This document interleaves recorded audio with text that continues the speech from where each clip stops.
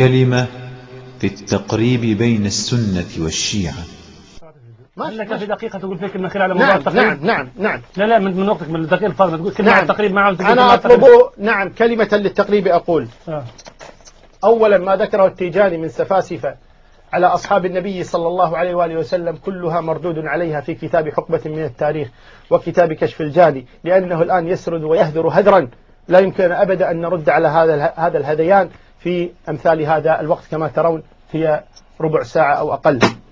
أنا أطلب من مثقف الشيعة ومن عقلائهم أن يعلنوا براءتهم من هذه الكتب ومن مؤلفيها، وأن تخرج فتوى صريحة من الحوزات تعلن كفر من يقول بتحريف كتاب الله تبارك وتعالى وعدم طبع تلك الكتب التي تثير النعرات، التي تسب أصحاب النبي صلى الله عليه وسلم والتي تطعن في عرضه صلوات الله وسلامه عليه، وأن يمتنع علماؤهم وخطباؤهم من سب أصحاب النبي صلى الله عليه وسلم. إذ كيف يعقل أن يسبوا من هم خير عندنا من آبائنا وأمهاتنا ثم يقولوا كفوا عنا؟ لا والله لا نكف عنكم إن سببتم أصحاب نبي الله صلى الله عليه وسلم، والله إنهم عندنا أحب إلينا من آبائنا وأمهاتنا وأولادنا ومن أنفسنا كذلك، وكذا آل بيت النبي صلى الله عليه وسلم. لا والله لا نكف عنكم حتى تكفوا عنهم رضي الله عنهم وأرضاهم. ولذلك هذه الكلمة أوجهها من خلال هذا المنبر. أنا أشكر شكرا جزيلا عميقا الدكتور محمد الهاشمي على إتاحة هذه الفرصة حتى يعرف الناس الحق، فإن معرفة الحق هي أول طريق للوصول إليه.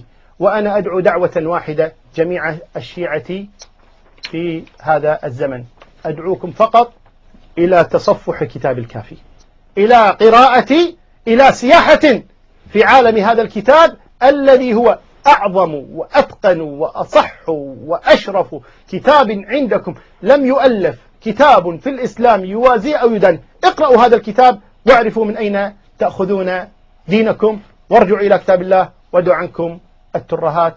وجزاكم الله تبارك وتعالى خيرا. وأنا آسف كنت رفعت صوتي، ولكن المقام أظن أنه كان يستحق ذلك. إن السبيل إلى الاتفاق أن يعلن علماء الشيعة أمام الملأ عقيدتهم دون تقية في القرآن والصحابة وأهل السنة وغير ذلك، وذلك أن الشيعة قد تاهوا، يسمعون في الحسينيات شيئا وهنا يسمعون شيئا آخر. التيجاني يكفر الصحابة ويقول صاحبه النجدي لا نكفر. التيجاني يتهم البخاري مسلما والنجدي يقول فاضلان. النجدي يقول أنتم مسلمون ثم يقول ولستم مؤمنين ثم يقول بل مؤمنون، والنجدي يقول لا نسب، والتيجاني يكفر. محسن المعلم يقول أبو بكر وعمر وعثمان وغيرهم نواصب، وهنا يقول صاحبنا الدكتور الموسوي النواصب كفار، ثم يمتنع عن الإجابة هل هم نواصب أو لا. يا شيعة العالم استيقظوا. قالها قبلي موسى الموسوي في كتابه يا شيعة العالم استيقظوا، وقالها في كتابه الشيعة والتصحيح. أليسوا يروون في كتبهم إذا عارض قولنا كتاب الله فاضربوا به عرض الحائط؟ ونحن نقول لكم اضربوا بأقوال علمائكم عرض الحائط إذا خالفت كتاب الله تبارك وتعالى، وارجعوا إلى كتاب الله وإلى سنة نبيه صلى الله عليه وسلم. والله الذي لا إله إلا هو إني لكم ناصح وإني عليكم مشفق. أرأيتم كيف يربطونكم بآياتهم؟ كل عالم يصحح الحديث أو يضعفه، لا قواعد يجب الالتزام بها. والآن رأيتم حديث باطل مع أن إسناده ثقات كما قال، ومع هذا يقول حديث باطل. أين التصحيح؟ أين التضعيف؟ لا تجد شيئا من ذلك. لماذا لا يتعلق الشيعة الاثنى عشرية بالأئمة الاثنى عشر؟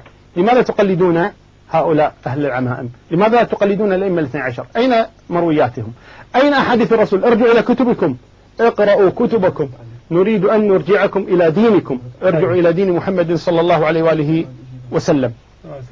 إن نقلة القرآن هم نقلة السنة، فإن كانوا ثقاتا في نقل القرآن فهم ثقات في نقل السنة. طيب. أنا إلى الآن لم أجد من يحاور ويريد الحق، أقولها صراحة، إلى الآن لم أجد، لأنه يماطل، يجادل، يدور، يلف، لا يجيب إجابات صريحة. طيب. أنا الآن فقط، عفوا دكتور أنا آسف جدا، أنا آسف جدا، فقط حتى بس يزول اللبس، فقط من قال عني إني أسب الزهراء رضي الله عنها؟ كما سمعتم جميعا ابنتي الكبرى فاطمة وأنا كنت ألقب بأبي الزهراء.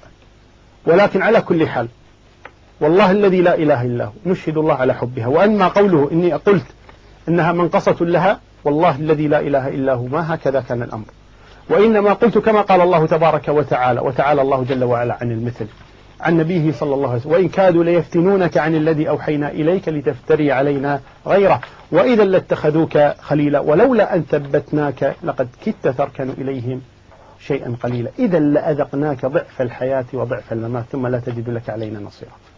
أنا قلت تكذبون على فاطمة عندما قلتم أمرت أن لا يغسل أن لا يحضر جنازة أبو بكر ولا يصلي عليها وألا، قلت تكذبون عليها. فإن كان وقع ذلك وهو لم يقع، فإن كان وقع ذلك فهي منقصة لها إذا قالت ذلك، ولكنها لم تقل ذلك رضي الله عنها وأرضاها، بل هذا كذب عليها. أبا فاطمة شكرا جزيلا لك، حياكم الله، بارك الله فيك على مساهمتك في حوارات هذا الأسبوع.